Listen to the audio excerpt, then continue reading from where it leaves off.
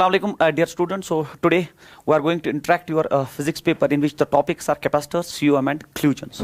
Now question number first. A condenser of capacity 10 microfarad is charged to a potential of 500 volts. Its terminals are connected to those of an uncharged condenser of capacity 40 microfarad. The loss of energy in connecting them together is. So the solution of this question is like this. You are having a charged capacitor whose capacitance is 10 microfarad. Its potential is provided, that is 500 volt. It's a charged capacitor. It's connected to an uncharged capacitor of capacitance 40 microfarad. The question is that when we are going to connect this uncharged capacitor to this charged capacitor, definitely there will be a distribution of charges and therefore loss of energy. The loss of energy can be directly calculated by the formula. It's 1 by 2 C1 C2 divided by C1 plus C2 into V1 minus V2 ka whole square. So the loss of energy here will be 1 by 2 C1 C2, that it's 10 into 40, it's 10 into 10 raised power minus 6 into 40, it is 40 into 10 raised power minus 6 divided by 10 plus 40 is 50 microfarad, it's 10 raised power minus 6 multiplied by 500 square, because जो दूसरा capacitor है that is uncharged. Now see here, it is 2 5s are 10, 5 10s are 50, 10 4s are it is 40. तो उसके बाद आप देख लीजिए that del u can be calculated like this. तो ऊपर जो बचा आप that is 4 into 10 raised power minus 6, क्योंकि एक 10 raised power minus 6 यहाँ कट जाएगा, then you are left with here it is 25 into 10 raised power 4. Then del u is equal, it is 100, 25 into 4 is 100, it's 10 raised power 2 into 10 raised power minus 6 into 10 raised power 4. तो 10 raised power 2, 10 raised power 4 is 10 raised power 6, 10 raised power 6, 10 raised power minus 6 चला जाएगा. तो you are left with 1 joule should be the answer of this question. So option number first is the right answer for this question. Question number next is, the radius of the circular plates of a parallel plate condenser is r. Here is the there as the dielectric. The distance between the plates of the capacitor is equal to that of an isolated sphere of a radius r is. तो very simple आपसे कहा जा रहा है कि you are having a parallel plate capacitor whose plates are that circular in shape and they are separated by some distance filled with air as a dielectric, and it is given that the capacitance of this parallel plate capacitor is equal to that of a sphere of radius r dash. तो इसकी capacitance इसके बराबर है. तो हमें पता है कि parallel plate capacitor की जो कैपेसिटेंस होती है that's epsilon not a by D, और हमें दिया गया है ये इस स्फीयर के कैपेसिटेंस के बराबर है, that is 4 pi epsilon naught are dash, क्योंकि हमें पता है एक स्फीयर का जो कैपेसिटेंस होता है वो आता है 4 पाई एप्सिलॉन नॉट आर. तो इसमें वैल्यूज ड्रॉप करेंगे तो epsilon naught area of a circular plate होता है बराबर pi r square divided by d is equal to it is 4 pi epsilon naught are dash. तो यहाँ पे पाई और पाई निकल जाएगा, एप्सिलॉन नॉट निकल गया, डी चाहिए, क्रॉस करेंगे इसको तो ये बनेगा r square by it is 4 r dash should be the right answer for this question. तो option number first is the correct option. तो इसमें क्या था कि दैट पैरेलल प्लेट कैपेसिटर जो सर्कुलर प्लेट्स का बना हुआ है उसका कैपेसिटेंस एक स्फीयर के बराबर है. We are equating the two and getting the final answer, that is the distance between the plates. Question number next is 64 spherical drops each of radius 2 centimeter and carrying 5 coulomb charge combined to form a bigger drop. Its capacity is, so this is called as combination of drops. और आपने पढ़ा होगा that on combining those 64 small drops the capacitance of the bigger is given by n raised power 1 by 3 into the capacitance of the smaller one. The capacitance of the bigger is n जो है वो आपका 64 है, raised power है वहाँ पे 1 by 3 and the capacity of each small drop is 4 pi epsilon naught r. तो capacity of the bigger drop is 4 raised power 1 by 3, ये हो गया 1 by 3 into this is 4 pi epsilon naught. आपको पता होना चाहिए that 1 by 4 pi epsilon naught होता है 9 into 10 raised power 9. तो अगर मैं यहाँ लिखूँ 1 by 9 into 10 raised power 9 और रेडियस जो है that's 2 सेंटीमीटर, तो 2 raised power 2 into 10 raised power minus 2. यहाँ पे आप देख लीजिए 3 3 कैंसल आउट हो जाएगा, 2 4 8, the capacitance should be 8 divided by नीचे जो है आपका 9 है. अगर हम 10 रेज़ पावर 9 को ऊपर लेंगे तो ये 10 रेज़ पावर माइनस 9 की वजह से 10 raise power minus 11 farad should be the right answer for this question.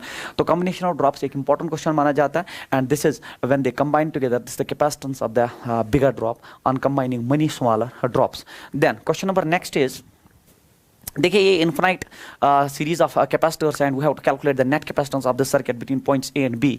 और हमें पता है कि ये एक कैपेसिटर है, फिर ये इस आर्म के साथ parallel and parallel so on, but हम एक एक आर्म का देख लेंगे. इसकी कैपेसिटेंस जो है वो 1 मिलीफेरेड दिया है, तो मैं मानता हूँ फिलहाल वो सी है. ये दो जो है सीरीज में है सेम कैपेसिटेंस, तो ये सीरीज में जो है वो C/2 हो जाएगा, क्योंकि कैपेसिटर्स का आपको पता है that 1/C equivalent is equal to 1/C1 plus 1/C2. तो उसी हिसाब से ये C/2 हुआ. ये 4 कैपेसिटर सीरीज में है तो C/4 हुआ. ये 8 कैपेसिटर सीरीज में है तो C/8 हुआ एंड सो ऑन। तो फिर ये सारे पैरेलल में जुड़े हैं, यहाँ पे clearly they are in parallel and we have to calculate the equivalent capacitance between A and B। Therefore the capacitance should be addition of the individual capacitances, that is C plus C/2 plus C/4 plus C/8 plus so on। फिर यहाँ C equivalent जो है आपका C बाहर आएगा तो अंदर बचा 1 plus 1/2 plus 1/4 plus 1/8 plus so on।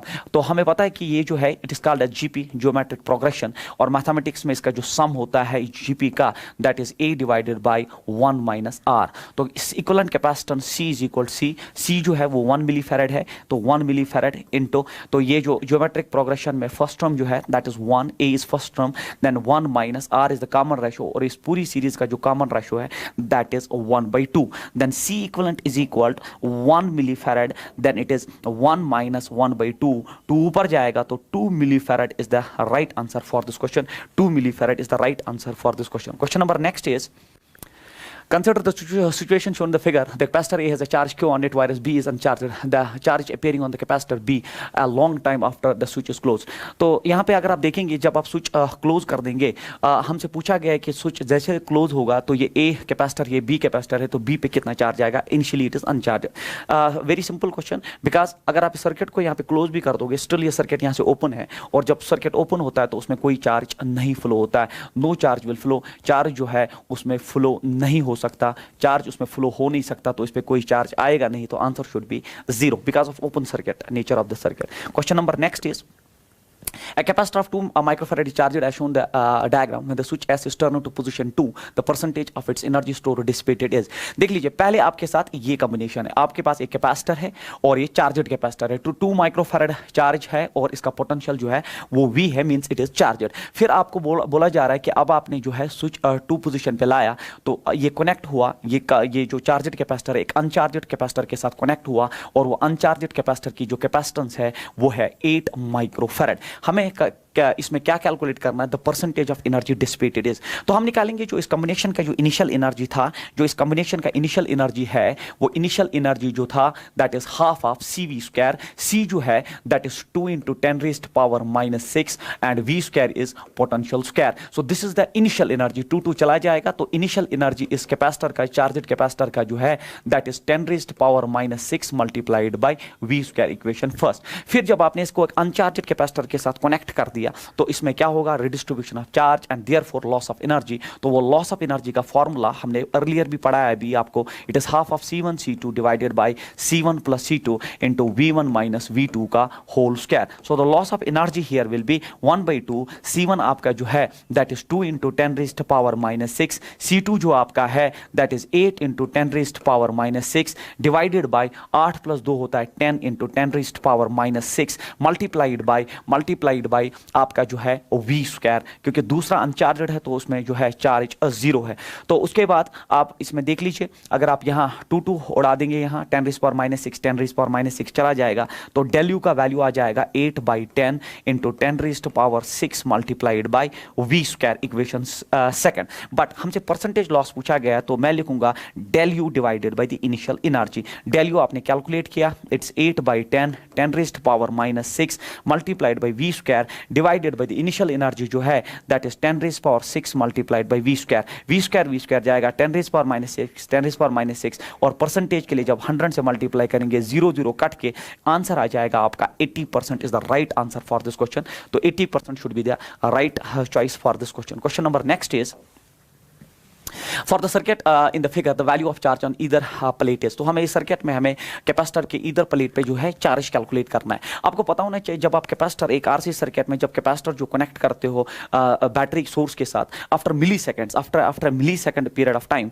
ये जो है ये इनफाइनाइट रेजिस्टेंस प्रोवाइड करता है, और ये ब्रांच जिसमें कैपेसिटर लगा होता है वहाँ से करंट जो है वो रिड्यूस होती है to 0। So current in this branch when reduce to 0 तो ये बिल्कुल कट हो जाएगा सर्किट से, तो इस ब्रांच से तो करंट 0 होगी, तो डेफिनेटली बेसिकली इस ब्रांच में अब इस कैपेसिटर के प्लेट्स में कुछ चार्ज डेवलप होगा, हमें वही चार्ज कैलकुलेट करना है। We have to calculate the value of charge on either plate of the capacitor. उसके लिए हम क्या करेंगे, हम इस लॉजिक पे चलेंगे कि जो इस कैपेसिटर का जो पोटेंशियल डेवलप होगा बिटवीन टू प्लेट्स, चूंकि पैरेलल में इस रजिस्टर के साथ है तो वो इस पोटेंशियल के बराबर होना चाहिए। अब पोटेंशियल के लिए पहली फुर्सत में आप इस ब्रांच में करंट निकालो, और चूंकि यहां तो करंट जाएगी नहीं तो करंट यहां से जाएगी, और हमारे पास इक्वेशन बनेगी I is equal to net EMF is E divided by net resistance is R1 plus R. This will be the net resistance offered, net current in the circuit. तो ये नेट करंट है, और फिर जो इसमें potential है वो इस पोटेंशियल के बराबर होना चाहिए। अब जो पोटेंशियल कैपेसिटर में होगा that will be potential is equal to Q by C is equal to that potential here in this branch, it is current multiplied by resistance. तो it is Q by C is equal, current हमने calculate किया, it is E divided by R1 plus R multiplied by resistance is R1। तो Q हमारा जो है that's ECR1 divided by R1 plus R should be the right answer for this question. तो it is CER1। तो option number second जो पहले हमने indicate किया है is the right answer for this question, very important. उसके बाद question number next जो आपका है that's if the condenser shown the circuit is charge to 5 volt and left in circuit. तो आपने इसको 5 वोल्ट तक चार्ज किया और फिर छोड़ दिया सर्किट में इन 12 सेकंड्स से चार्ज। तो सीधी सी बात है, जब आपने पहले चार्ज करके इसमें इस सर्किट में जोड़ दिया तो चार्ज यहां ट्रांसफर होगा, चार्ज यहां फ्लो होना स्टार्ट होगा, तो इसमें डिक्रीज चार्ज होगा। तो पहला जो हम इसमें काम करेंगे, हम इनिशियल चार्ज निकालेंगे। इनिशियल चार्ज हो गया CV, C हो गया इसमें 5 और V जो है दैट इज 2। तो it will be 10 coulomb will be the charge, initial charge. But after that जब आपने सर्किट में इसको जोड़ दिया तो चार्ज अब डिक्रीज होना स्टार्ट होगा। तो Q is equal Q not E raised power minus T by ta, where ta is called as time constant of an RC circuit and is equal to RC। तो Q is equal to initial charge जो है 10 e raised power minus t हो गया 12 seconds, क्योंकि 12 second में divide by RC। R अगर आप देखेंगे दैट इज 6 एंड C अगर आप देखेंगे दैट इज 2। तो Q हो गया बराबर 10 e raised power, तो 12 और 12 जाएगा -1, तो Q होना चाहिए 10 by E coulomb should be the right answer of this question. तो 12 सेकंड के बाद जो सर्किट में चार्ज होगा that will B 10 by E coulomb. Question number next. Question number next is a capacitor is charged by a battery. The battery is removed and another identical uncharged capacitor is connected in parallel. The total electrostatic energy of the system. तो आपके पास initially एक capacitor है, हम मानते हैं उसकी capacity C है, उसका पोटेंशियल V है। तो दिमाग कहता है कि उसका इनिशियल एनर्जी जो है वो न्यूमेरिकली होना चाहिए हाफ ऑफ CV स्क्वायर। हम इसको छोड़ देते हैं। फिर क्वेश्चन में बोला गया है हमने इसको एक आइडेंटिकल कैपेसिटर के साथ जोड़ दिया है जो अनचार्जड है। Identical capacitor means capacitance C। तो पहली फुर्सत में हम यहाँ कॉमन पोटेंशियल निकालेंगे। तो कॉमन पोटेंशियल अगर आप सर्किट में देख लेंगे तो वो होता है C1V1 that is C into V plus C2V2। ये अनचार्जड है, इस पे चार्ज 0 है, ये पोटेंशियल सोर्स के साथ जुड़ा ही नहीं था, तो इसमें हो गया 0 divide by C1 plus C2 it is C plus C। तो कॉमन पोटेंशियल जो इस सर्किट में होगा that is CV divided by 2C, CC cut जाएगा और इट विल बी V/2। तो हमें जो कॉमन पोटेंशियल मिला दैट इज V/2। अब हम फाइनल एनर्जी इस पूरे सिस्टम का निकालेंगे। तो फाइनल एनर्जी इस सिस्टम का हो गया हाफ ऑफ C हो गया इफेक्टिव कैपेसिटेंस और वो हो गया 2C, क्योंकि it C plus C parallel में 2C हो गया multiplied by net potential. Net potential is common potential and it is V/2 का whole square. The final energy will be half of it is 2C multiplied by it is V square by 4। तो 2 2s are 4, तो you are left with half of CV square divided by 2। But half of CV square अगर आप देखेंगे, half of CV square अगर आप देखेंगे वो initial energy है, तो इससे पता चला कि फाइनल एनर्जी जो है वो इनिशियल एनर्जी का आधा है। Final energy half of initial energy, so decreases by factor of 2, decreases by factor of 2। The total electrostatic energy of the resulting system जो फाइनल एनर्जी है वो डिक्रीज हुआ इनिशियल से बाय 2। उसके बाद question number next. A and B are two condensers of capacity 2 microfarad and 4 microfarad. They are charged. तो हमारे पास दो कंडेंसर्स है, दो कैपेसिटर्स है, और एक का कैपेसिटेंस दिया है 2 माइक्रोफैरड, इसका नाम दिया है A, और दूसरे का कैपेसिटेंस दिया है 4 माइक्रोफैरड और इसका नाम जो है वो दिया गया है B। Now they are charge to potential difference of 12 and 6 volt. तो इसको आपने 12 वोल्ट बैटरी के साथ जोड़ दिया और इसको 6 वोल्ट बैटरी के साथ। If they are now connected positive with positive, अगर आपने इसके पॉजिटिव प्लेट को इसके पॉजिटिव प्लेट के साथ जोड़ दिया, the charge that flows through the connecting wire is, हमें बोलना है इस कनेक्टिंग वायर में कितना चार्ज फ्लो होगा। तो हम क्या करेंगे, पहले हम इस कैपेसिटर पे इनिशियल चार्ज निकालेंगे। इनिशियल चार्ज हो गया C इंटू V, C इसकी कैपेसिटेंस है दैट इज 2 और V जो है दैट इज 12, तो it is 24 microcoulomb is the initial charge on the circuit. और फिर उसके बाद हम क्या कर रहे हैं, हम जो है ये इनिशियल चार्ज जो है कंडेंसर A पे आ गया। अब हम जो है हम इस पे फाइनल चार्ज, बट क्योंकि हमने इनको कनेक्ट कर दिया है तो हम कॉमन निकालेंगे दैट कॉमन पोटेंशियल जो है V common that is C1 V1 that is 2 into 12 plus C2 V2 क्योंकि they are now connected they will reach to a common potential C2 V2 it is 4 into 6 divided by C1 plus C2 it is 2 plus 4 it is 2 plus 4 तो ये हुआ 24 plus 6 4 24 divided by 6 it is 48 divided by 6 and 6 8 that 48 तो ये हो गया common potential. जैसे आपके पास common potential आया तो मैं इसी कैपेसिटर 1 पे फाइनल जो है फाइनल चार्ज कैलकुलेट करूंगा ना। Final charge will be C into V common क्योंकि अब कॉमन पोटेंशियल पे C उसका अपना जो है दैट्स 2 और V कॉमन जो है दैट्स 8 8 2 16 माइक्रोकूलम। तो इनिशियली जो चार्ज था दैट इज 24 माइक्रोकूलम और फाइनली जो उस पे चार्ज है after connecting with another capacitor and condenser that is 16 microcoulomb. तो डेफिनेटली चार्ज कम हुआ है। अगर चार्ज कम हुआ है कैपेसिटर A पे तो वो कहां चला गया, वो B पे चला गया। तो चार्ज जो है वो A से B चला गया है तो A से B ही ऑप्शन होना चाहिए। B to A गलत है, B to A गलत है, A से B ही। और कितना sir, that will be the difference Q initial minus Q final. Q initial जो आपका है that is 24 minus Q initial जो है Q फाइनल इज 16 तो 8 माइक्रोकूलम फ्लो हुआ from A to B, from A to B capacitor 8 microcoulomb charge जो है वो फ्लो हुआ। That's why option number second is the right answer for this question. Question number next is the electrostatic force between the metallic plates of an isolated parallel plate capacitor C having a charge Q and areas। तो आपको पता होना चाहिए अगर आप दो metallic plates एक parallel plate capacitor के लेते हैं तो आपको ये भी पता होना चाहिए कि जो नेट फील्ड होता है electric field between the two plates that is sigma by epsilon not. अब इसकी वजह से इस पे मैं फोर्स निकालूंगा तो मान लो इस पे चार्ज Q है तो फोर्स होगा बराबर इसका चार्ज मल्टीप्लाइड बाय जो है आपका फील्ड। मगर फील्ड हम जो है वो हम एक ही प्लेट का लेते हैं and that field is 2 here, ठीक है, क्योंकि एक प्लेट का फील्ड और दूसरे प्लेट का चार्ज। तो इस प्लेट का चार्ज और इसके फील्ड में वो है तो इसका फील्ड है सिग्मा बाय 2 एप्सिलॉन नॉट। तो फोर्स हो गया F is equal Q multiplied by इसका field that is sigma by 2 epsilon naught. क्योंकि अब ऑप्शंस में हमें डिस्टेंस के रेस्पेक्ट में फोर्स और क्या डिपेंडेंसी निकालना है तो मैं लिखूंगा Q सिग्मा के बदले होगा Q बाय A तो इट्स 2 एप्सिलॉन नॉट A।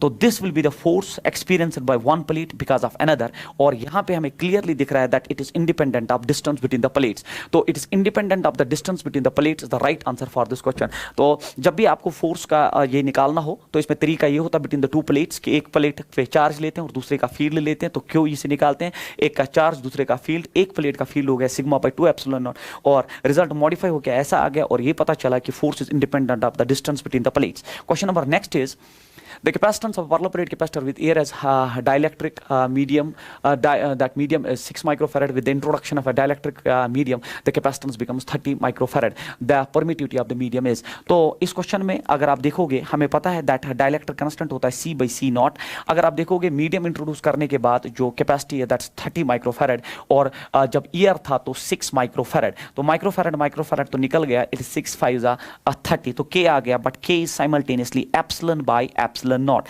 हमें एप्सिलॉन चाहिए and it's K times epsilon not. अब हम एप्सिलॉन निकालेंगे and it is K times that is 5। Epsilon not का वैल्यू दिया है it is 8.85 into 10 raised power minus 10। तो उसके बाद इट्स 10 रेज़्ड पावर माइनस 10 तो ये हो गया epsilon is equal 5 5 25 5 8 40 it is 2 then it is 5 40 it is 44 into 10 raised power minus 10 और यहाँ पे दो जो है के बाद आपका डेसिमल है। अब यहाँ आंसर में जो है पॉइंट तो यहाँ आप लीजिए इट इज 0.44 तो जब आप यहाँ 2 चले गए तो वहाँ जो है आपका 10 रेज़्ड पावर जो है 10 रेज़्ड पावर तो एप्सिलॉन में -12 था, सॉरी एप्सिलॉन में -12 था, -12 है तो ये जो है -10 पे रिड्यूस होकर आएगा। So option number first is the right answer for this question. Question number next is the equivalent capacitance of the combination shown the figure. हमें इस कॉम्बिनेशन का इक्विवेलेंट कैपेसिटेंस निकालना है और इक्विवेलेंट कैपेसिटेंस के लिए हमारे पास एक तरीका है जिसको हम पॉइंट पोटेंशियल कहते हैं। पॉइंट पोटेंशियल में ये स्ट्रैटेजी रहती है कि हम मानते हैं कि टर्मिनल पोटेंशियल V1 पे है तो ये भी V1 पे आ गया और उसकी वजह से ये भी V1 पे आ गया क्योंकि करंट जो है वायर जो है वो शॉर्ट कर देगी। मान लो ये एंड जो है V2 पे है तो उसकी वजह से वायर इसको यहाँ शॉर्ट कर देगी V2, ये भी V2 हो गया, ये भी V2 हो गया और ये भी V2 हो गया। क्योंकि ये दो एंड्स बराबर पोटेंशियल पे तो इसमें तो बिल्कुल कोई कैपेसिटेंस होगा नहीं। तो इसका जो नेट कैपेसिटेंस होगा वो V1 V2 में दो कैपेसिटर है, ये V1 है ये V2 है और उसमें 2 कैपेसिटर है और दोनों जो है वो पैरेलल में है तो दोनों की कैपेसिटेंस CC है तो C इक्विवेलेंट हो गया बराबर 2C क्योंकि पैरेलल में कैपेसिटेंसेस ऐड होती है तो 2C is the right answer for this question. Question number next is On joining two spherical conductors of radii R1 and R2 by a conducting wire, the energy of the system. देख लीजिए, जब भी आप दो identical spheres जो है जिनके radii दिए हैं R1 और R2, आप इनको एक कनेक्टिंग वायर से जोड़ दोगे तो डेफिनेटली हमेशा ऐसा होगा जब आप वायर से जोड़ दोगे, there will be distribution of charges and therefore there will be definitely loss of energy in the form of heat. ठीक है, तो लॉस ऑफ एनर्जी होगा, but except in one condition, and that condition is अगर इसका potential इसके बराबर हुआ तो पोटेंशियल होना चाहिए स्फेरिकल कंडक्टर का, हमें पता है it is KQ by R, but here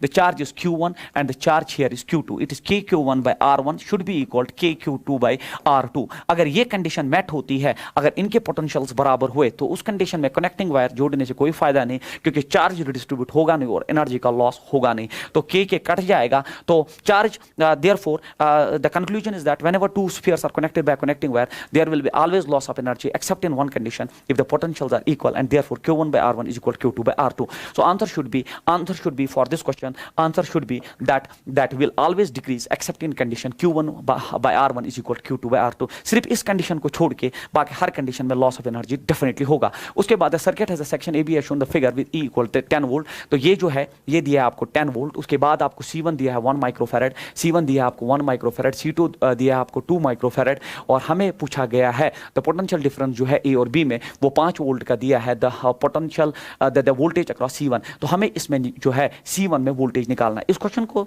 सबसे आसान तरीका ये है करने का, हम मानते हैं कि हमने यहाँ से एक चार्ज ट्रांसफर कर दिया Q. जैसे चार्ज ट्रांसफर कर दिया Q तो पहला प्लेट कैपेसिटर का पॉजिटिव हो जाएगा और दूसरा जो है वो नेगेटिव हो जाएगा, और फिर ये प्लेट भी पहला पॉजिटिव हो जाएगा और ये नेगेटिव हो जाएगा, क्योंकि हमें कन्वेंशंस को फॉलो करना पड़ेगा. नाउ मैं लिख सकता हूं VA माइनस VB जो आपको पहले ही प्रोवाइडेड है, वो 5 वोल्ट जो है वो दिया गया है. फिर हम यहां से यहां बढ़ रहे हैं तो पहला चार्ज जो आपको दिखे वो पॉजिटिव है, इसलिए मेरा साइन कन्वेंशन चलता है पॉजिटिव. और फिर क्योंकि पोटेंशियल लिख रहे हैं तो पोटेंशियल मैंने चार्ज माना Q, तो it is Q by C. Q by C means Q by 1, क्योंकि potential on this is here is Q by C. And then ये नेगेटिव यहाँ पे दिखा तो यहाँ -10 आ जाएगा सीधे पोटेंशियल, और यहाँ प्लस है तो यहाँ आ जाएगा प्लस Q बाई, क्योंकि चार्ज आपने Q ही ट्रांसफर किया, बाई 2. तो VA माइनस VB आपको 5 दिया है, ये हुआ it is 3 by 2 Q, then -10, ये हुआ 15 is equal to 3 by 2 Q. 3 5s are 15, 5 2s are 10. It is 10 जो है आपका Q है 10 माइक्रोकूलम. तो जैसे आपका 10 माइक्रोकूलम चार्ज आया, अब आपको चार्ज जैसे मिला, अब हम इस पे जो है इसका पोटेंशियल कैलकुलेट कर सकते हैं. पोटेंशियल कोई भी हो that's Q by C, and Q आपने निकाला दैट्स 10 माइक्रोकूलम, एंड C जो है इसका दैट्स 1 माइक्रोफैरड. तो ये जो है माइक्रो कट के तो 10 volt should be the right answer. That is the potential on this capacitor is 10 volt. इसी तरह अगर आप इस पे पोटेंशियल निकालना चाहते हो तो again it is 10 divided by 2 that is 5 microcoulomb. इस पे भी चार्ज होगा, बट हमसे C1 पूछा है तो हमने C1 कैलकुलेट किया. The equivalent capacitance of the circuit shown between points A and B. तो यहाँ पे फिर से वही पॉइंट पोटेंशियल, ये मान लो V1, ये भी V1, और उसकी वजह से ये भी हो गया V1 और ये भी हो गया V1. मैं इस जंक्शन का V2 मानता हूं, तो ये V2 पोटेंशियल पे, V2 पोटेंशियल पे, ये V2 पोटेंशियल, इसको पॉइंट पोटेंशियल टेक्निक कहते हैं. दिस इज V3 और ये भी V3. इसके बाद आपका क्वेश्चन आसान हो जाएगा. तो हम पॉइंट्स बनाएंगे, ये हो गया आपका V1, ये हो गया आपका V2 और ये हो गया आपका V3, क्योंकि आपके पास 3 ही पोटेंशियल है. और अब आप V1 V2 में एक कैपेसिटर है जिसकी कैपेसिटेंस 1 माइक्रोफैरड है. फिर V1 V2 में और एक कैपेसिटर है, उसकी कैपेसिटेंस भी 1 माइक्रोफैरड है. उसके बाद आपका V2 V3 में, पहले V1 V3 में या V2 V3 में आपका एक कैपेसिटर है, V2 V3 में एक कैपेसिटर है जिसकी कैपेसिटेंस है 1 माइक्रोफैरड. फिर V1 V3 में और एक कैपेसिटर है जिसकी कैपेसिटेंस आपको प्रोवाइडेड है 2 माइक्रोफैरड. अब आप इसको आराम से सॉल्व कर सकते हैं. कैसे सर? ये दो पैरेलल में है तो ये सीधे ऐड हो जाएंगे 2, और 2 इसके साथ सीरीज में है तो सीरीज कॉम्बिनेशन में 2 into 1 डिवाइडेड बाय 2 + 1, तो ये हो गया 2/3. अब ये 2/3 उसके साथ पैरेलल में है तो C नेट जो आ जाएगा इट इज 2/3 + 2, तो it is 8/3 microfarad should be the right answer for this question. Point potential से ये क्वेश्चंस आपके बहुत आसान हो जाते हैं. Question number next is 3 capacitors 2, 3 and 5 microfarad can withstand voltage of this and respectively. Their series combination can withstand a maximum voltage of. तो आपका जो सर्किट है वो ऐसा है कि आपके पास 3 कैपेसिटर सीरीज में जुड़े हुए हैं और आपको बोला जा रहा है कि कितना आप पोटेंशियल दे सकते हो कि तीनों जो है वो ब्रेक डाउन से बच जाए। तो इस पे जो है इसका जो कैपेसिटेंस है वो है 2 माइक्रोफैरड, इसका कैपेसिटेंस है 3 माइक्रोफैरड, इसका कैपेसिटेंस है 5 माइक्रोफैरड और उसके बाद इसका जो पोटेंशियल है वो 3 वोल्ट है, इसका पोटेंशियल 2 वोल्ट है, इसका पोटेंशियल 1 वोल्ट है। हमें पूछा जा रहा है कि ये पोटेंशियल आप कितना दे सकते हो कि कोई भी कैपेसिटर जो है वो ब्रेक डाउन में ना आ जाए। इसका जो सबसे अच्छा तरीका है सॉल्व करने का वो ये है कि आप हर एक का ब्रेक डाउन चार्ज निकालिए। तो इसका जो ब्रेक डाउन चार्ज हो गया that is CV, it is 6 micro coulomb. इसका जो ब्रेक डाउन चार्ज हो गया again CV, it is 6 micro coulomb, 3 2 जा 6। बट अगर आप इसका देखेंगे, इसका अगर आप ब्रेक डाउन चार्ज देखेंगे तो कितना चार्ज दोगे कि ब्रेक डाउन हो जाए, तो C into V it's 5 micro coulomb. तो ये हो गया limiting factor of the circuit. मतलब आप सर्किट में 5 माइक्रो कूलम से ज्यादा चार्ज नहीं दे सकते, क्योंकि अगर आपने 5 माइक्रो कूलम से ज्यादा चार्ज दिया तो ये वाला कैपेसिटर जो है वो ब्रेक डाउन में आ जाएगा। तो हमें चार्ज मिला। अब हम नेट कैपेसिटेंस निकालेंगे, क्योंकि पैरेलल में है तो C इफेक्टिव जो है 1/C वो आएगा 1/2 प्लस 1/3 प्लस 1/5। तो यह 1/C इज इक्वल, ये हुआ 3 and this is 5 divided by 6 plus 1/5, 25 और 6 ये हुआ 31 डिवाइडेड बाई 30 और C हुआ बराबर 30 डिवाइडेड बाई 31। तो जैसे हमें ये सारी चीजें मिली तो हम सबको पता है Q is equal CV। Q जो है वो 5 से ज्यादा हो नहीं सकता। C हमने निकाला, it is 30 divide by 31 multiplied by V। हमें यहाँ V पता चलेगा। तो इट इज 5 6 30, तो V इज इक्वल 31/6 वोल्ट से ज्यादा अगर आपने पोटेंशियल दिया तो आपका ये वाला जो है कैपेसिटर ब्रेक डाउन में आ जाएगा। So option should be 31/6 volt. 31/6 volt is the right answer for this question. Question number next is, देखिए ये तो बिल्कुल parallel plate capacitor point potential से अगर आप देखोगे V1 हो गया तो ये भी V1 हो गया, तो ये भी V1 हो गया। अगर ये पॉइंट V2 पोटेंशियल पे तो ये V2 पे आ गया, तो ये V2 पे आ गया। तो ये V1 V2 में एक कैपेसिटर हो गया, V1 V2 में और एक कैपेसिटर, V1 V2 में और एक कैपेसिटर। जब 3 कैपेसिटर पैरेलल में होते हैं तो C इफेक्टिव होता है बराबर 3 टाइम्स C। तो 3 टाइम्स C हो गया epsilon not A/D। So this is the answer of this question, 3 epsilon not A/D। या दूसरा तरीका इसमें यह है कि इसमें शॉर्टकट है that it's n-1, this the formula, then epsilon naught A/D। n is the number of plates और यहाँ 4 plates होने की वजह से it's 4 - 1 epsilon naught A/D। So answer of this question should be 3 epsilon naught A/D। चाहे आप इस shortcut से इसको सॉल्व करिए where n is number of plates, या आप लॉजिक यूज करिए, पॉइंट पोटेंशियल तरीका भी सॉल्व करने का है। Question number next is energy per unit volume of a capacitor having area A and separation D। तो एनर्जी पर यूनिट वॉल्यूम हो गया एनर्जी डेंसिटी, और हमें पता है that's half of epsilon not E square. But E square में कोई है नहीं, तो but we know that E होता है बराबर V/D, पोटेंशियल बाई डिस्टेंस। तो एनर्जी डेंसिटी हो गया half of epsilon not, it is V square by D square, should be the answer of this question. Half of epsilon not V square by D square is the right answer for this question. Question number next is 3 masses are placed on the X axis. तो आपने 3 masses को x axis पे place किया, 3 that 100 eight origin, 300 origin पे है। उसके बाद आपका 500 जो है 500 ग्राम का मास जो है वो 40 सेंटीमीटर की डिस्टेंस पे है, और लास्ट में 400 ग्राम का एक मास है। 400 ग्राम का मास जो है वो 70 मीटर डिस्टेंस पे है। हमें निकालना है position of the distance of the centre of mass from the origin. Centre of mass का जो है फॉर्मूला आपको पता होना चाहिए, that is m1x1 plus m2x2 plus m3x3 divided by it is m1 plus m2 plus m3।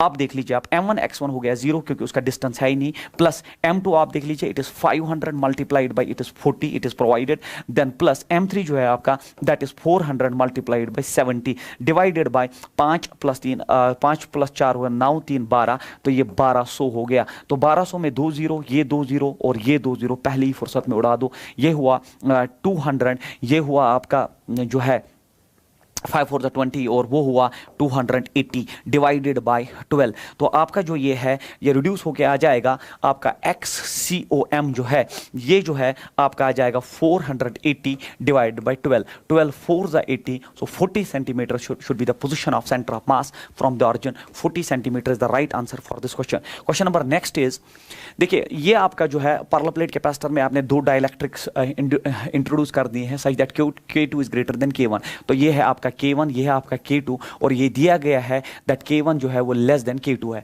तो आपको बोलना है कि इलेक्ट्रिक फील्ड वर्सेस डिस्टेंस जो है, इलेक्ट्रिक फील्ड वर्सेस डिस्टेंस का जो है ग्राफ कैसा होगा। तो आपको पता होना चाहिए कि एयर में मैक्सिमम जो है इलेक्ट्रिक फील्ड जो है होगा, उसके बाद जब डाइलेक्ट्रिक उसमें आ जाएगा तो फील्ड डिप हो जाएगा, फिर एयर आ जाएगा तो फिर से रेस्टोर करेगा और डाइलेक्ट्रिक की वजह से डिप। अब जितना ज्यादा डाइलेक्ट्रिक उतना ज्यादा डिप। अगर आप ऑप्शन नंबर फर्स्ट को देखें तो देख लीजिए एयर में जो है कुछ फील्ड में मान के चलता हूं तो ये है फील्ड एयर में, उसके बाद जैसे डाइलेक्ट्रिक आया वो डिप हुआ, थोड़ा कम हुआ तो बिल्कुल डेफिनेटली कम हुआ, उसके बाद फिर से एयर आया तो अपना रेस्टोर किया अपना इलेक्ट्रिक फील्ड, बिल्कुल बराबर इलेक्ट्रिक फील्ड है। और क्यों K2 ज्यादा है तो इससे ज्यादा डिप आना चाहिए जो K1 में आया था। तो K1 में जो डिप आया था K2 में उससे ज्यादा डिप नीचे आया तो नीचे चला गया और फिर से एयर आ गया तो फिर से अपनी पोजीशन पे चला गया। Option number first is the right choice. ये हो नहीं सकता क्योंकि बराबर है। इसमें ये दिखाया है कि इसमें फील्ड ऊपर चला गया, डाइलेक्ट्रिक में फील्ड ऊपर नहीं जा सकता, कम हो जाता है, इसमें भी यही दिखाया। It is wrong. So option number first is the right answer for this question. Conceptual but important. Two persons of masses 55 kg and 65 kg respectively are at the opposite ends of a boat. The length of the boat is 3 meter and weighs 100 kilogram. The 55 kg man walks up to 65 kg man and sits with him. If the boat is in still water, the center of mass of the system shifts by. देख लीजिए एक ऐसा question है जिसमें आपका concept बिल्कुल जो है जिसको हम तगड़ा कहते हैं होना चाहिए, आपका बहुत अच्छा कंसेप्ट होना चाहिए कि क्योंकि इसमें एक्सटर्नल फोर्स इस सिस्टम में जीरो है, ये एक आइसोलेटेड सिस्टम है। We call this as an isolated system जिसमें बोट आदमी जो है आइसोलेटेड, एक्सटर्नल फोर्स जीरो है। तो इस सिस्टम में acceleration of centre of mass zero होता है और velocity of centre of mass constant हो जाता है। जब velocity of centre of mass constant हो जाएगा तो इसका मतलब centre of mass will not move. Centre of मास क्योंकि इनिशियली भी रेस्ट में है विल नॉट मूव, इसमें आपका सेंटर ऑफ मास बिल्कुल मूव नहीं करेगा। इनिशियली भी रेस्ट, फाइनली भी rest, answer is zero. Centre of मास बिल्कुल शिफ्ट नहीं होगा। Question number next is mass is non uniformly distribute over the rod of length L. तो अगर आपके पास एक रॉड ऑफ लेंथ एल है तो हमें निकालना क्या है इसमें। तो mass is distributed linear mass density varies with length as lambda दिया है आपको, that's mass per unit length is provided the position of centre of mass. तो इन केसेस में जिनमें ऐसा सिस्टम हो आपका नॉन यूनिफॉर्म मास डिस्ट्रीब्यूशन हो तो हम इसमें इंटीग्रेशन लेते हैं और एक स्ट्रिप लेके हम ये बिलीव करते हैं कि इसकी लेंथ dx है और इसका मास dm है। अगर मुझे इसका मास निकालना है तो dm हो गया बराबर मास पर यूनिट लेंथ, वो है lambda, that is kx multiplied by the width of this section. और फिर अगर आप XCOM निकालना चाहते हैं that XCOM is equal integration of x dm divided by integration of dm। तो XCOM जो सेंटर ऑफ मास है इंटीग्रेशन ऑफ x dm के बदले में लिख सकता हूं it is kx dx divided by integration of dm के बदले फिर से मैं लिख सकता हूं इट इज kx dx और टोटल लेंथ इज l, तो 0 to l हम इसको इंटीग्रेट करेंगे। तो XCOM जो है आपका आएगा इट इज k बाहर आएगा, इंटीग्रेशन ऑफ x स्क्वायर हो गया x cube by 3 from 0 to l divided by k बाहर आएगा, इंटीग्रेशन ऑफ x dx हो गया x square by 2 from 0 to l। के पहली फुर्सत में उड़ा दो it is l cube by 3 divided by its l square by 2। तो XCOM जो है पोजीशन ऑफ सेंटर ऑफ मास अगर आप देखोगे तो ये आ जाएगा l cube by 3 multiplied by 2 by l square. तो l स्क्वायर उड़ जाएगा, it's 2, it is XCOM is 2 by 3 l should be the right answer. Option number 4 integration based question और आपने फॉर्मूला पढ़ी होगी। क्वेश्चन नंबर नेक्स्ट इज देखिए in the arrangement shown the figure ma जो है आपका इसका मास जो है वो दिया गया है 2 kg, इसका मास 2 kg दिया है और mb जो है आपका उसका मास दिया है 1 kg। हमसे पूछा गया है string is light and inextensible find the acceleration of centre of mass. तो हमें निकालना है ACOM acceleration of centre of mass. तो find the acceleration of centre of mass of both neglecting air friction. तो पहले हम निकालेंगे एक्सेलरेशन ऑफ ईच मास, मतलब ये नीचे आएगा ये ऊपर आ जाएगा तो connected by the same string. और आपने पढ़ा होगा डायनेमिक्स में it is m1 minus m2 divided by m1 plus m2 multiplied by g। m1 जो है that is 2 minus m1 जो है that is 1 divided by 2 plus 1 multiplied by g, it is g by 3 meter by second square। ये हो गया आपका acceleration. अब acceleration of each block तो आ गया हमारे पास, बट हमसे एक्सेलरेशन ऑफ सेंटर ऑफ मास पूछा गया है और आपने पढ़ा होगा it's m1a1 plus it is m2a2 divided by it is m1 plus m2। तो m1 जो है आपका that is 2 kg mass, it is 2। और फिर आपका A1 जो है नो डाउट वो G/3 है, और वो जो है आपका दैट इज 2, बट G/3 जो है वो डाउनवर्ड्स है, वो डाउनवर्ड्स है, तो मैंने माइनस कर दिया। देन प्लस M2 जो है वो ऊपर की तरफ जा रहा है, तो मास उसका जो है वो 1 है, 1 है, और वो ऊपर की तरफ जा रहा है, तो मैं लेता हूं वो G/3, क्योंकि यहाँ वेक्टर नोटेशन है, तो A1 is a vector and A2 is a vector. क्योंकि नीचे की तरफ जा रहा है तो मैंने माइनस लिखा है यहाँ पे, और ये ऊपर की तरफ जा रहा है तो वो प्लस लिख दिया, एंड मास जो है 2 + 1 3 हो जाएगा। तो यहाँ पे देख लीजिए -2 में से 1 G, तो ये बनेगा -G/3 LCM, और 3 3 9, तो -G/9 is the acceleration of centre of mass. But -G/9 ऐसा कुछ नहीं है, minus shows that it moves downwards. तो आपका जो सेंटर ऑफ मास है वो नीचे की तरफ जा रहा है, और इसकी एक्सेलरेशन G/9 है, तो G/9 downwards is the right answer for this question.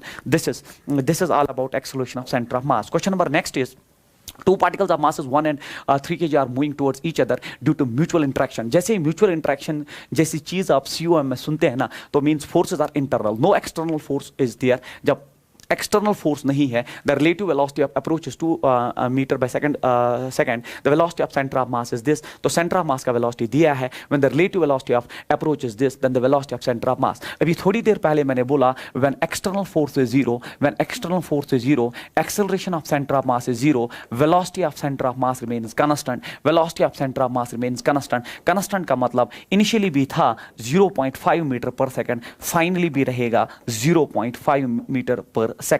तो ये जो म्यूचुअल इंटरेक्शन उससे कुछ नहीं होने वाला है, तो answer should remain same, it is 0.5 metre per second. Question number next is, 3 interacting particles of masses 200, 100, 200 and 400 each have a velocity of 20 meter/second of magnitude along positive extraction of x, y and z due to the force of interaction। तो ये जो mutual force of interaction फिर से आ गया, external force 0 है, तो हम लिख सकते हैं इस सिस्टम का इनिशियल मोमेंटम इस सिस्टम के फाइनल मोमेंटम के बराबर होगा। तो द थर्ड पार्टिकल जो है, थर्ड पार्टिकल तो स्टॉप हो गया moving, and the velocity of the second particle is provided then the velocity of the first particle. तो हम इनिशियल मोमेंटम फाइनल मोमेंटम के हिसाब से चलेंगे। इनिशियल मोमेंटम हो गया 100, मास वेलोसिटी हो गया 20, चूंकि वो एक्स एक्सिस में आई कैप, दूसरे पार्टिकल का मास आपका 200 है, मल्टीप्लाइड बाय स्पीड इज 20, वो जो है वाई डायरेक्शन में, तो जे कैप, प्लस तीसरे पार्टिकल का मास अगर आप देखेंगे वो है 400 मल्टीप्लाइड बाय 20, स्पीड वही है, और वो जो है के कैप। के कैप क्यों आप लिख रहे हैं, क्योंकि वो जेड डायरेक्शन है में आएगा। और फिर पहले पार्टिकल का वेलोसिटी निकालना है, मास m है फाइनली, और वेलोसिटी मैं मानता हूं v। दूसरे पार्टिकल का मास जो है आपका दैट इज 200, और उसकी वेलोसिटी प्रोवाइडेड है that is 10 j cap plus आपका जो है 5 k कैप। थर्ड पार्टिकल तो रेस्ट में आ गया है, तो प्लस हो गया 0। अब आप पहली फुर्सत में 00 00 00 00 00 यहां से उड़ा दीजिए। उसके बाद क्या बचा आपके पास, ये बचा आपके पास 20 i कैप प्लस ये हुआ 40 j कैप प्लस ये हुआ 80 k cap, then is equal to ये हुआ vi वेक्टर जो हमें निकालना है, प्लस आपका जो है यहां पे देख लीजिए आप, it is 20 it is j cap plus 10 k cap. इसको यहां शिफ्ट करिए, हमें v1 मिल जाएगा, और v1 देख लीजिए 20 i, वहां से i कुछ है ही नहीं, तो 20 i cap as it is रहेगा, 20 i कैप प्लस अगर आप देखेंगे 40 j कैप, ये जब 20 यहां आएगा तो ये माइनस हो जाएगा और बचेगा 20 j कैप, और प्लस यहां पे जो है 80 k कैप है, वो 10 k कैप है, यहां आएगा तो plus 70 k cap should be the right answer for this question. तो इस क्वेश्चन का जो आंसर है वो आएगा आपका 20 i cap plus 20 j cap plus 70 k cap. Very important जो है आपने इसमें जो कंसेप्ट यूज किया, that's initial momentum of the system is equal to final momentum. Question number next is, a 1 kg stationary bomb is exploded in the 3 parts having masses in the ratio. Particles having same masses move in perpendicular directions with velocities 30 meter/second. Then the velocity of bigger part will be, हमें bigger part का velocity निकालना है। तो ये explosion है, और explosion में आपको पता होना चाहिए, explosion में internal forces involved है, again law of conservation of momentum is valid। तो हम इसको 3 हिस्सों में बांट देते हैं, ये हो गया मास m, ये हो गया मास m, ये हो गया 3m, because of the ratio 1:1, तो ये इसलिए mm कर दे और ये 3 कर दिया। तो ये जो पार्टिकल है ये बोलता है 30 मीटर/सेकंड से चला गया, तो मास इंटू वेलोसिटी हो गया मोमेंटम, तो 30m, और ये भी चला गया 30 वेलोसिटी से, mass into velocity is momentum. तो आपको बोल रहा है कि थर्ड पार्टिकल किस स्पीड से मूव करेगा। तो आपको पता होना चाहिए कि इन दो पार्टिकल्स का जो रिजल्टेंट होगा, when two vectors are of same magnitude and angle is 90, resultant is √2 times one of the vector. One of the vector is 30m, क्योंकि मोमेंटम इज अ वेक्टर, और फिर ये होना चाहिए बराबर इस मास इंटू वेलोसिटी। तो इसका मास जो है वो 3m है, तो 3m into v dash should be equal to 30m into √2। देखिए mm निकल जाएगा, 3 10s are 30, so v dash should be 10√2 meter per second should be the right answer of this question. 10√2 meter per second should be the right answer of this question. Again based on law of conservation of momentum. Question number next is, a ball is dropped from a height 5 meter, the time after which the ball stops rebounding if the coefficient of restitution between ball and the ground is. तो ये series based question है और आपने पढ़ा होगा अपने classroom programme में, जो टाइम होगा वो होगा t not and then it's 1 + e divided by 1 - e। इस फॉर्मूला से ये जल्दी सॉल्व होगा और ये आपने क्लासरूम में पढ़ा होगा। तो t हो गया t नॉट हो गया 2h/g की साइड से फॉल कर गया, देन इट इज 1 + e हो गया 1/2 डिवाइड बाय 1 - 1/2। तो फिर हम इसमें ड्रॉप करेंगे, t = √2h, 5 मीटर हाइट से गिरा है, g का वैल्यू 10 है, तो ये हो गया यहाँ पे 3/2 और ये हो गया बराबर 1/2। तो ये 10 और 10 कट के t = 2 चला जाएगा। 3 second should be the right answer for this question. तो 3 सेकंड जो है इसका राइट आंसर है। Question number next, 2 billiard balls undergo a head-on collision. Ball 1 is twice as heavy as second. Initially, ball 1 moves with a speed v towards ball second, which is at rest. Immediately after the collision, ball 1 travels at a speed of v/3 in the same direction. What type of collision has occurred? अगर हमें type of collision निकालना है तो हमें coefficient of restitution निकालना पड़ेगा। तो मैं इसमें यूज करूंगा initial that conservation of momentum. Its mass is 2m और velocity इसकी initially v है, प्लस ये तो रेस्ट पे है। फाइनली जो 2m है उसका स्पीड दिया गया collision के बाद वो चला गया v/3 से, तो ये मास जो है इसकी स्पीड में अंत ऑक्लूजन के बाद v डैश होगी। तो पहली फुर्सत में m और m उड़ा दो, ये हो गया 2v, देन ये यहां आ जाएगा -v/3 is equal to v dash. 3 2 6 -1, तो 3 2 तो ये पहले 2 है और ये 2/3v है, तो 3 2 6 -2 is 4, it is 4/3v is equal to v dash. मतलब क्लूजन के बाद वाली जो है आफ्टर क्लूजन वाली कंडीशन ये है, ये 2m है, ये m है, ये m अब मूव करेगा 4/3v से और ये मूव कर रहा है v/3 से। हमें पता है that coefficient of restitution is velocity of separation by velocity of approach. Velocity of separation हो गया बराबर 4/3v -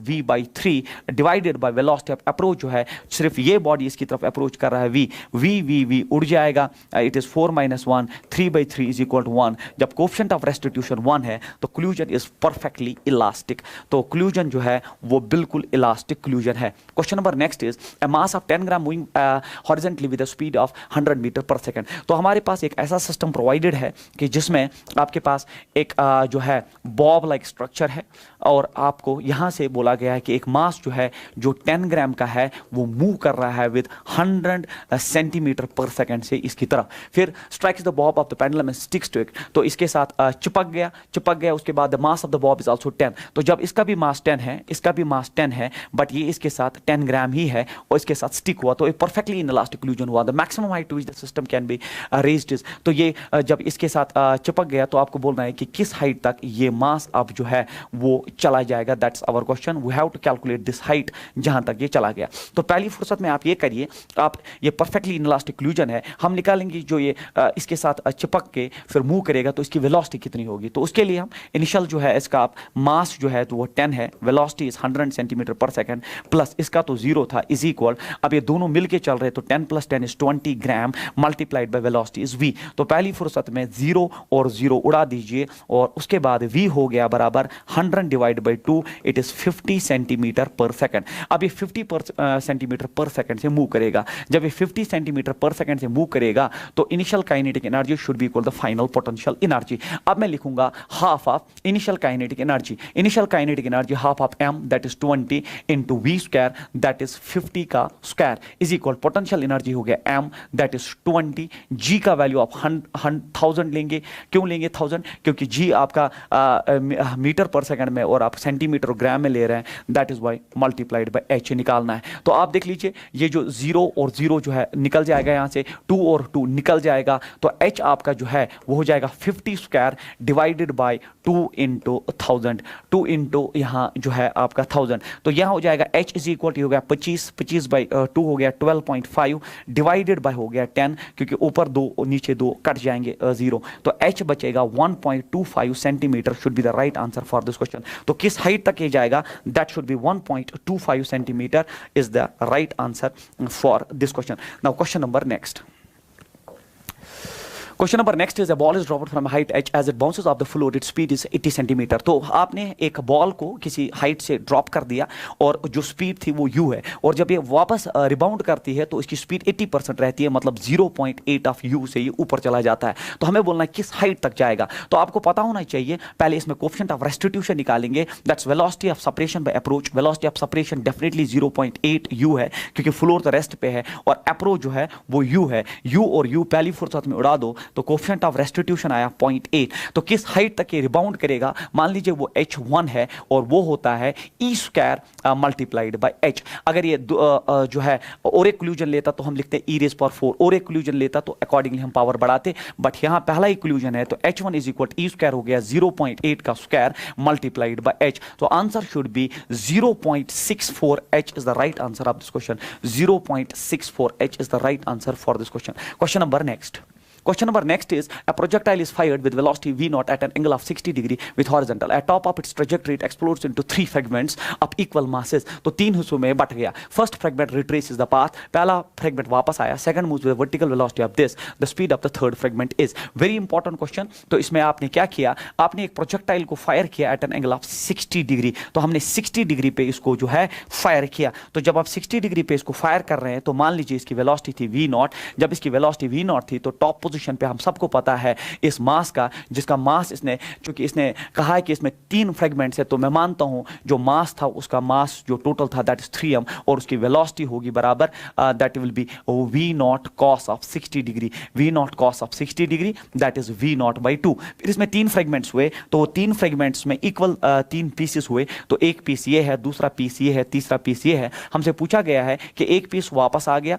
एक पीस वापस आ गया, दूसरा ऊपर चला गया, उसकी वेलोसिटी चलेगी 3v नॉट बाई 2। तो इस पार्ट की वेलोसिटी हमें जो है कैलकुलेट करनी है। तो अगेन क्योंकि एक्सप्लोजन हुआ, internal forces, law of conservation of momentum is valid, तो हम लेंगे initial momentum. Initial momentum of the system should be equal the final momentum. Initial momentum हो गया मास दैट इज 3m, और जो वेलोसिटी है उसकी that is v not by 2 i cap, क्योंकि वो पॉजिटिव एक्स एक्सिस में जा रहा था। उसके बाद आपका जो है, उसके बाद एक मास जो है m है, उसकी वेलोसिटी रिट्रेस कर दिया पाथ, तो रिट्रेस हो गया v नॉट बाई 2 से वापस आया, तो it is i cap definitely but with a negative sign. उसके बाद और एक पार्टिकल है जिसका मास m है, बट उसकी वेलोसिटी दे दी गई है that is 3v not by 2, और उसका जो है j कैप, क्योंकि ऊपर की तरफ। तीसरा पार्टिकल m है और उसी का वेलोसिटी हमें कैलकुलेट करना है। तो अब आप पहली फुर्सत में यहाँ m और m यहाँ उड़ा दीजिए। उसके बाद जो है देखिए 3/2 v नॉट, और ये जब यहां आ जाएगा तो 4v नॉट और 2 कट के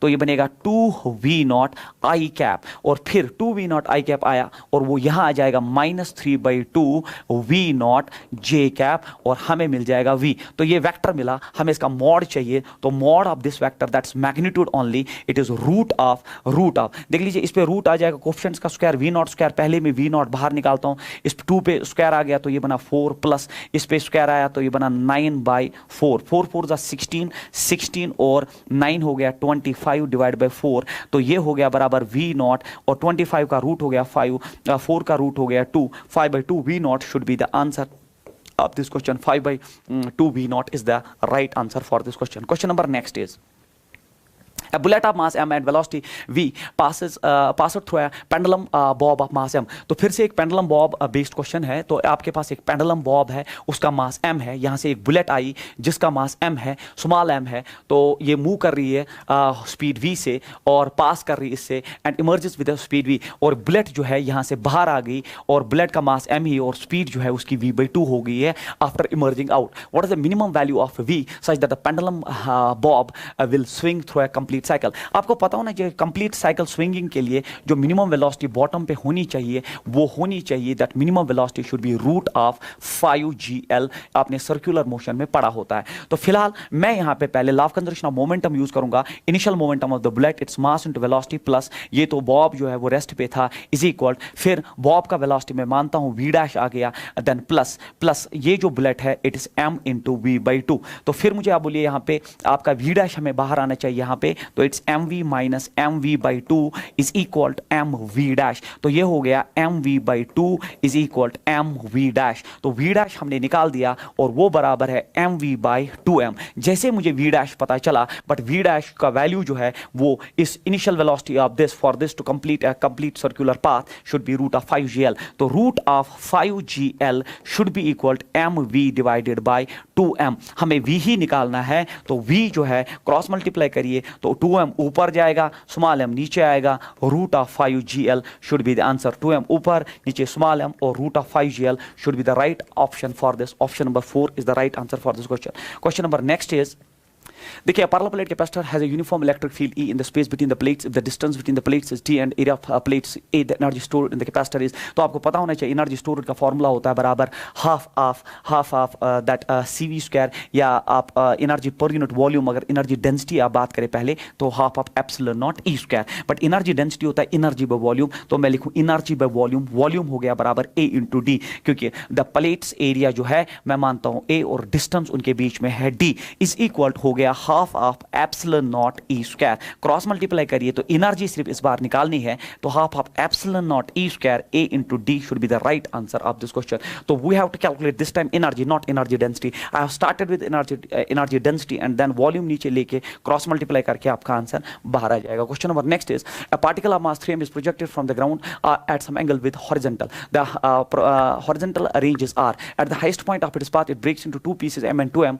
The smaller mass comes to rest and larger mass finally falls at a distance from the point of projection where x is equal। तो कहानी कुछ इस तरह की है कि आपने एक प्रोजेक्टाइल को फायर किया एट सम एंगल थीटा, जब आपने इसको at some angle theta fire किया विद सम वेलोसिटी u, तो बोलता है टॉप पॉइंट पे तो वेलोसिटी हम सबको पता है वो u/2 ही होती है। तो इसके जो है दो फ्रेगमेंट्स हुए क्योंकि 3m मास था और 3m में क्या हुआ, आप 3m में इसके दो पीसेस हुए, एक छोटा m और दूसरा जो 2m वाला बड़ा मास जो है 2m वाला मास जो है वो आगे चला गया। तो 2m मास वाला जो हिस्सा है वो अगर आगे चला गया, m छोटा मास रेस्ट पे आके सीधे नीचे गिरेगा, तो टॉप पोजीशन पे सीधे गिरने का मतलब ये इसको बाइसेक्ट करेगा, तो यहां से यहां तक रेंज जो है वो r/2 होना चाहिए और यहां से यहां तक भी रेंज जो है वो r/2 ही होगा। और फिर क्योंकि एक्सप्लोजन इंटरनल हुआ, आइसोलेटेड सिस्टम है, तो ये 2m मास जो है वो कुछ आगे गिरेगा इस डिस्टेंस पे। तो हमें ये डिस्टेंस जो है मैं मानता हूं फिलहाल ये जो है ना, ये डिस्टेंस यहां से यहां तक जो है वो x डैश है। मुझे x डैश नहीं निकालना है, मुझे x निकालना है from the point of projection. इसमें सबसे इंपॉर्टेंट बात ये हुई कि जब ये एक्सप्लोजन हुआ तो system is isolated, no external force, तो यहां पे सेंटर ऑफ मास अपनी पोजीशन पे गिरेगा, तो सेंटर ऑफ मास अपने पाथ को ही जो है ट्रैक करके यहां पे गिरेगा। अब ये सेंटर ऑफ मास है, ये मास यहां 2m है, ये मास यहां पे नीचे जो m गिरा है, तो using the property m into r/2 is equal to it is 2m into x dash. तो यहां m उड़ गया तो x डैश आपका r/4 आ गया, बट हमें x डैश नहीं चाहिए, हमें यहां से डिस्टेंस चाहिए। तो अगर x डैश r/4 है तो प्लस हम r करेंगे, तो आपका नेट जो x डिस्टेंस है that is r plus r/4। So answer should be 5/4r, क्योंकि ये r/4 है plus r, answer should be 5/4r and that is the right answer for this question. Option number जो है 3rd is the right answer. Question number next is, find the equivalent capacitance between A and B. हमें equivalent capacitance फिर से अगर आप देखेंगे हम point potential से तो कर सकते हैं, बट जब भी 5 कैपेसिटर्स का अरेंजमेंट आ जाए तो चेक करिए कहीं व्हीटस्टोन ब्रिज ना हो। तो अगर आप देखेंगे 1/2 हो गया 1/2 और ये 2/6 जो है आपका फिर से ये व्हीटस्टोन ब्रिज की तरफ लीड कर रहा है।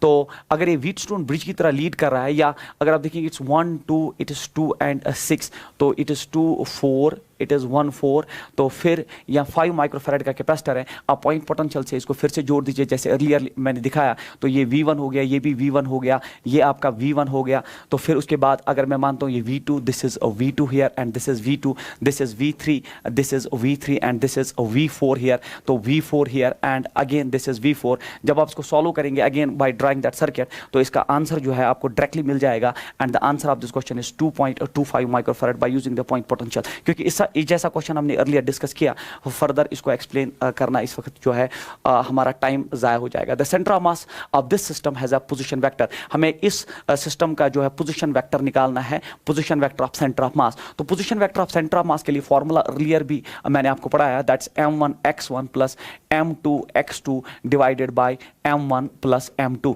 हमें position vector of centre of mass निकालना है। तो position vector of centre of mass कैसे निकाले? यहाँ m1 हो गया 1, x1 हो गया आपका that is i cap plus then it is 2j cap plus हो गया आपका बच्चों यहाँ k कैप, देन प्लस जो है आपका m2 अगर आप देखेंगे 3 और उसके बाद आपका minus 3i cap, then it is minus 2j cap, then it is plus k cap divided by m1 plus m2। तो इट इज 3 प्लस 1 इज 4। अब आप इसको सॉल्व करिए, ये हुआ i cap minus 3i cap is minus 2i cap.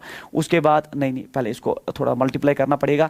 It is i cap plus 2j cap plus k cap, then it's minus 9i cap, then minus 6j cap, then plus 3k cap divided by 4। तो यहाँ पे आ जाएगा 9 minus 1, 9 minus 1 हो गया minus 8i cap, then 6 minus 2 it's minus 4j cap, then plus it is 4k cap divided by 2। 2 से divide करिए तो answer should be minus 2i cap, then it is minus j cap, then it is plus k cap should be the right answer of this question. Minus 2j cap minus I cap plus k cap is the right answer. Question number next is the center of mass of the system from 5 kg particle is nearly। मान लो यहाँ पर कहीं centre of मास है और हमें 5 kg से उसकी distance निकालनी है। तो इसके लिए आपको पता होना चाहिए जो इस मास से अगर आपको डिस्टेंस निकालनी है तो opposite mass divided by sum of masses that is 5 plus 10 multiplied by net distance that is 1 metre. आंसर सेंटीमीटर्स में है इसलिए मैं 100 मल्टीप्लाई कर रहा हूँ। तो x हो जाएगा बराबर 10 डिवाइडेड बाय 15 मल्टीप्लाइड बाय 100।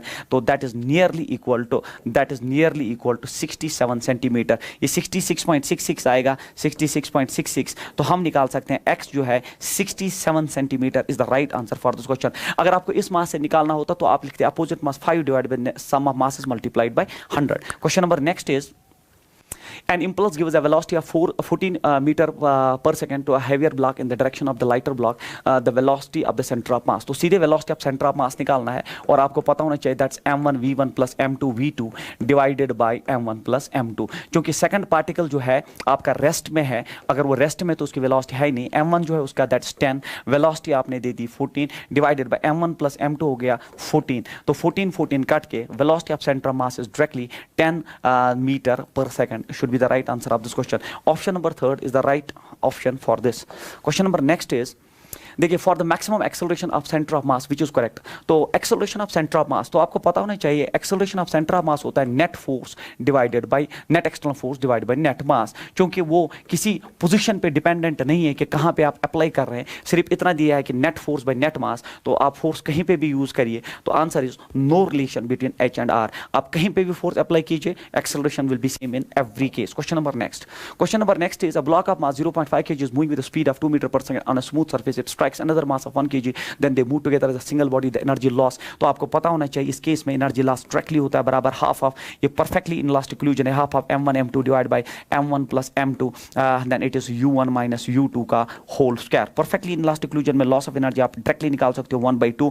एक पार्टिकल का मास है 0.5, दूसरे पार्टिकल का मास 1, फिर से it is 0.5 plus 1 then multiplied by एक ही पार्टिकल का वेलोसिटी है और वो दिया गया है, कितना दिया गया है 2 का स्क्वायर। तो 2 का स्क्वायर ऊपर आ गया आपका ओनली 2 और फिर it is 0.5 divide by 1.5, it is 0.5 divide by 1.5। Point और पॉइंट उड़ गया, इट इज 10/15, 10/15 हो गया, 5 2 10, 5 3 it is 2/3 and 2/3 is 0.67 joule is the right answer of this question. तो loss of energy 0.67 joule. Perfectly inelastic equation में आप directly उड़ा सकते हो। Question number next, consider a system of two particles having masses m1 and m2. If the particles of mass m1 is pushed towards the center, तो इसको push किया आपने, इस push towards the center of mass particles through a distance d, आपने इसको distance d से push किया towards right। तो फिर पूछ रहा है but by what distance would the particle of mass m2 move so as to keep the center of mass। तो center of mass को original position पर रखने के लिए definitely इसको कुछ x यहाँ आना पड़ेगा, तभी जाके ऐसा होगा।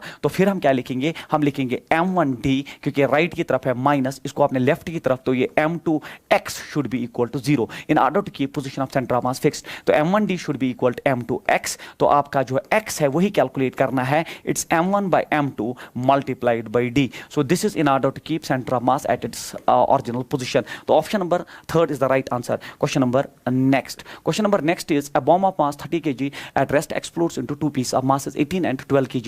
तो इनिशियली भी रेस्ट पे फाइनली एक्सप्लोजन हुआ, इनिशियल मोमेंटम फाइनल मोमेंटम, तो इनिशियल मोमेंटम जो है वो जीरो है, फाइनल मोमेंटम जीरो होने के लिए आपका जो है आपका इन दो पीसेस का मोमेंटम जो यहाँ की तरफ जाएगा वो बराबर होना चाहिए. तो मैं लिखूंगा यहाँ पे पास 18 and 12 kg, the velocity of 18, हाँ मैं लिखूंगा 18 into 6 is equal to 12 into 12 into 12 into 12 into v, मुझे नहीं पता वो कितना है. तो फिर यहाँ पे आप देख लीजिए, एक है 6 2 12, 2 9 8, तो उसका स्पीड जो है वो 9 मीटर पर सेकंड होगा. तो kinetic energy of other masses, तो उसका काइनेटिक एनर्जी होना चाहिए हाफ ऑफ मास उसका 12 है और आपने स्पीड उसका निकाला 9. सो ये हुआ 12 6 तो कितना हुआ, हाफ ऑफ mv स्क्वायर, ये 9 स्क्वायर है, तो इट इज 6 into 9 स्क्वायर. जब आप मल्टीप्लाई करेंगे so that will reduce to 486 joule should be the kinetic energy of the other fragment. Very important और law of conservation of momentum based. Question number next is two blocks of masses 3 kg and 6 kg respectively are placed on a smooth horizontal surface. They are connected by a light spring of force constant k equal this. Initially the spring is unstructured. The indicated velocities are imported to the blocks. The maximum extension of the spring. तो याद रखिए इस question में सबसे important, जब ये maximum extension और maximum compression की बात करते हैं ना हम, तो ये होता है परफेक्टली इन इलास्टिक क्लूजन, क्योंकि उस वक्त ये दोनों बॉडीज एक साथ मूव करेंगी, क्योंकि मैक्सिमम एक्सटेंशन मैक्सिमम कंप्रेशन के वक्त ये दोनों एक साथ मूव करेंगे. तो it is a type, what we can relate it to perfectly inelastic collision, and therefore इसमें जो आपको निकालना है maximum extension, therefore loss in kinetic energy here क्योंकि is equal here gain in potential energy. spring mass system में ऐसा आप लिख सकते हैं gain in potential energy. Now loss in kinetic energy के लिए फॉर्मूला आपके पास है, that is half of m1 m2 हो गया 3 into 6 divide by m1 plus m2 हो गया 9, और फिर u1 minus u2 का स्क्वायर प्रॉपर साइन के साथ, क्योंकि लेफ्ट की तरफ है तो -1, फिर minus u1 minus u2, it is 2 का whole square is equal gain in potential energy is half of k का वैल्यू दिया आपको 200